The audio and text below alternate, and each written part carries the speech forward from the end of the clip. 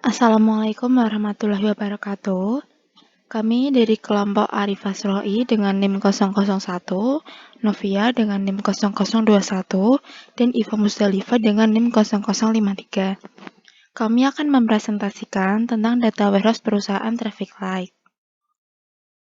Pembuatan data warehouse penjualan ini dilatar belakangi oleh hasil wawancara dan pengamatan langsung di perusahaan sumber Traffic Light di Nganjuk. Dari hasil wawancara, perusahaan menyimpan informasi data penjual pada spreadsheet yaitu Microsoft Excel. Penyimpanan dan pengolahan data menggunakan Microsoft Excel, namun perusahaan masih mengalami kesulitan dalam membaca dan perekapan data penjualan per bulan. Maka dalam penelitian ini, peneliti mencoba menganalisis dan mengolah data menggunakan OLAP, agar memudahkan untuk membaca data penjualan. Perancangan data warehouse pada penelitian ini menggunakan metode gimbal, yaitu dengan mengidentifikasi data untuk menyediakan kapabilitas laporan, analisis, serta kombinasi hingga menjadi data warehouse. Dalam metode gimbal ini, peneliti menggunakan 4 langkah, yaitu choosing the process, choosing the grain, identifying and confirming the dimension, dan choosing the fact. Selain metode tersebut, pengolahan data juga dapat menggunakan desain star skema. Desain ini menyediakan query yang cepat sesuai respon waktu dan skema sederhana yang dapat mudah dimengerti oleh user. Untuk mendapatkan sebuah fakta jumlah penjualan selanjutnya, diolah menggunakan OLAP. Penggunaan OLAP berfungsi untuk analisis data multidimensi atau data yang dapat dimodelkan sebagai atribut dimensi dan ukuran. Hasil penelitian ini adalah pengembangan informasi data yang mencakup penjualan order cash maupun kredit hingga pelaporan data penjualan sudah sesuai dan dapat mengakomodasi informasi data perusahaan. Platform database yang digunakan untuk OLAP dan data warehouse pada penelitian ini menggunakan platform Odoo. Perancangan data warehouse dengan metode gimbal. 1. Pemilihan proses atau choosing the process. Yang kedua, pemilihan grain atau choosing the grain. Yang ketiga, identifikasi dan penyesuaian dimensi atau identifying and confirming the dimension. Yang keempat, pemilihan fakta atau choosing the fact. Dan yang kelima, menyimpan perhitungan awal dalam tabel fakta atau fact table. Dan untuk penjelasan yang lebih lanjut akan dijelaskan oleh teman saya, Iva Musdalifah. Terima kasih. Di sini saya akan menjelaskan poin-poin yang telah disebutkan oleh teman saya sebelumnya. Yang pertama yaitu pemilihan proses atau choosing the process. Pada tahap ini dilakukan penentuan subjek dari permasalahan yang sedang dihadapi adalah penyajian data penjualan. Pemilihan proses ditunjukkan pada tabel berikut. Proses bisnis terdapat penyajian data penjualan. Di sini disebutkan setelah proses transaksi penjualan dilakukan perekapan data penjualan yang disimpan di spreadsheet. Data tersebut didapat dari nota penjualan dalam kurung waktu tertentu. Rekapan tersebut sebagai dokumentasi. Fungsi yang terlibat yaitu bagian penjualan. Kemudian pemilihan grain atau choosing the grain. Berdasarkan pemilihan proses, grain adalah informasi penjualan pemilihan grain. Grain di sini yaitu informasi jumlah penjualan.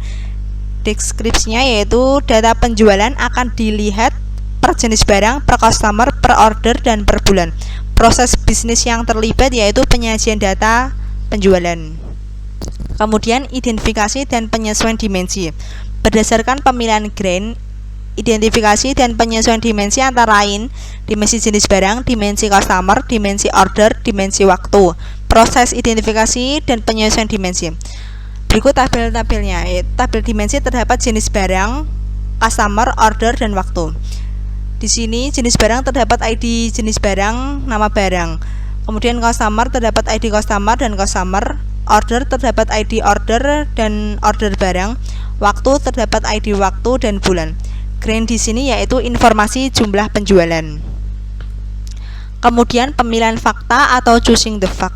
Berdasarkan pemilihan identifikasi dan penyesuaian dimensi, dilakukan pemilihan fakta yang terdiri dari atribut dimensi dan data measure.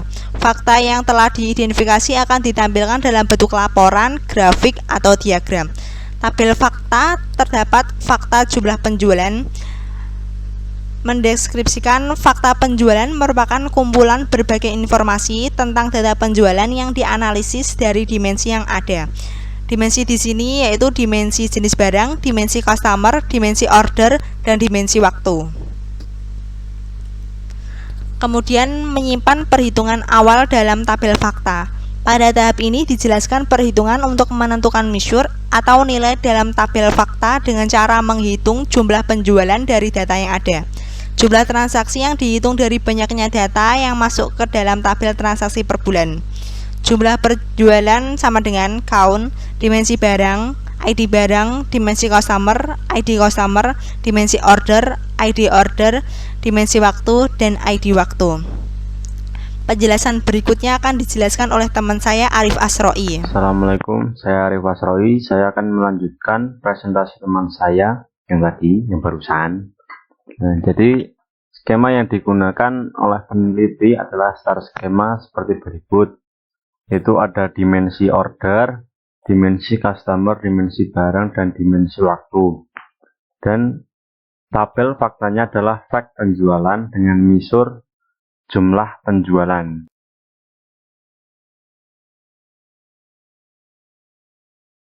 Pola pivot. Pola pivot memudahkan user untuk membaca data transaksional menjadi informasi penjualan untuk memperoleh rincian secara multidimensi. Untuk melihat hasil penyajian informasi penjualan yang ada pada perusahaan berdasarkan per bulan, per customer, per order, dan per jenis barang. Seperti di gambar tersebut. Peneliti menggunakan platform Odoo. Grafiknya yang digunakan adalah antara lain grafik pie. Penggunaan grafik pie di kiri, yang ini, memudahkan user melihat langsung perbandingan masing-masing ukuran data melalui sektornya. Nah, namun menurut saya, grafik ini kurang cocok karena data yang ditampilkan terlalu banyak dan sektor-sektornya ini menjadi kecil. Jadi susah untuk dilihat dan diterjemahkan. Yang kedua, grafik bar. Informasi penjualan juga dapat disajikan dengan grafik bar yang akan memudahkan user untuk mengetahui dan membandingkan nilai statistik pada suatu kurun waktu tertentu. Yang ini grafiknya lebih baik dari yang sebelumnya karena lebih mudah dibaca. Nah, yang ketiga adalah grafik line.